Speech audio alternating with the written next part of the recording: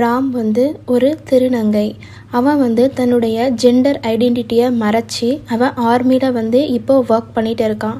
ஆனால் அவனை சார்ந்தவங்க எல்லாருமே அவனை நீ பொண்ணு மாதிரி இருக்கடா, நீ பொண்ணு மாதிரி நடக்கிற, நீ பக்கத்தில் வந்தாலே பொண்ணு ஃபீலிங் தாண்டா வருது அப்படின்னு சொல்லி எல்லாருமே அவனை கிண்டல் பண்ணுறாங்க.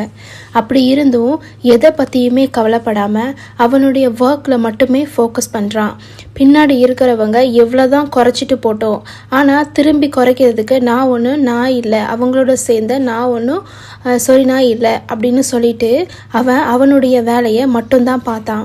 அப்போது ஆர்மியில் ஜம்மு காஷ்மீரில் போர் நடக்கும்போது கிட்டத்தட்ட 57 சோல்ஜர்ஸை நம்ம ராம் காப்பாற்றிருக்கான், அவனை கேலி கிண்டல் பண்ணுறவங்க உட்பட. அப்போது ராமை பொறுத்த வரைக்கும் அவனுடைய குணம் என்ன அப்படின்னா, மற்றவங்கள கேலி செய்கிறதோ மற்றவங்கள ஹர்ட் பண்ணுறதோ இல்லைனா மற்றவங்கள பழி வாங்குறதோ ராமோட கேரக்டர் கிடையாது. அவனோட கேரக்டரை மட்டும்தான் வெளிப்படுத்தினா அந்த வார். அதுக்கப்புறம் ராமை பற்றி எல்லாருமே பேசுகிறாங்க. 57 பேரை காப்பாற்றிருக்கான் அப்படிங்கிறது ரொம்ப பெரிய விஷயம், அது ஒரு ரெக்கார்டு அப்படின்னு சொல்லிட்டு ராமை எல்லாருமே புகழ்ந்து பாடுறாங்க. இப்போது ராம் இந்தியாவிலே ஒரு ஹீரோவாக பார்க்கப்படுறான்.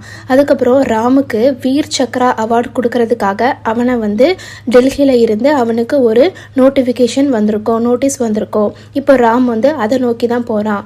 அதாவது அங்கே போய் தன்னுடைய ஜெண்டரை ரிவீல் பண்ணுவான். அப்போது அங்கே போயிட்டு அவன் சொல்லுவான், எங்களை ஆண்களுக்கும் பெண்களுக்கும் மட்டும்தான் ஆர்மியில் ஜாயின் பண்ணுறதுக்கான வாய்ப்பு இருக்குது, ஆனால் எங்களை போன்றவர்களுக்கு வாய்ப்பு இல்லை, ஏன் கொடுக்க மாட்டேங்கிறீங்க அப்படின்னு சொல்லிட்டு கீழேருந்து குரல் கொடுக்காம ஸ்ட்ரைட்டாக போய் சாதிச்சுட்டு அந்த மேடையில் போய் அவனை பற்றி ரிவீல் பண்ண போகிறான். இப்போது ராம் மூலமாக அவனுடைய இனத்துக்கு ஏதாவது ஜஸ்டிஸ் கிடச்சிதா அப்படிங்கிறத தெரிஞ்சுக்கணும் அப்படின்னா கீழே இருக்க லிங்கை கிளிக் பண்ணி ஃபுல் வீடியோவும் பார்த்து தெரிஞ்சுக்கோங்க. தேங்க்ஸ் ஃபார் வாட்சிங். சப்ஸ்கிரைப்.